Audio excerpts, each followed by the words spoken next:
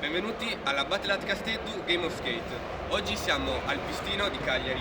Gli sfidanti sono Alessandro Casula e Andrea Locci. Ogni trick proposto deve essere ripetuto dallo sfidante, che per ogni sbaglio prende una lettera.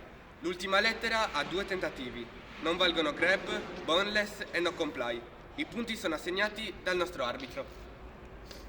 Paperi su ferro e pietra.